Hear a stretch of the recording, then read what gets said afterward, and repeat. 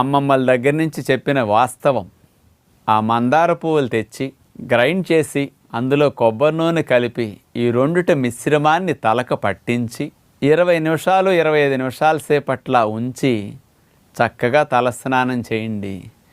ఈ మందార పువ్వుల్లో ఉన్న మెడిసినల్ ప్రాపర్టీస్ తైలంతో కలిపి ఇట్లా మర్దన చేసి రాసేసరికి జుట్టు కుదుళ్ళకు పట్టి జుట్టు పైభాగాన ఉండే కలర్కి కూడా ఇట్లాంటి తైలం వల్ల మంచి గ్లోతో జుట్టు నిగనిగలాడుతూ ఇక ఊడిన జుట్టు రావటానికి, జుట్టు ఊడకుండా కొంత నివారించటానికి ఈ పద్ధతి చక్కగా ఉపయోగపడుతుంది.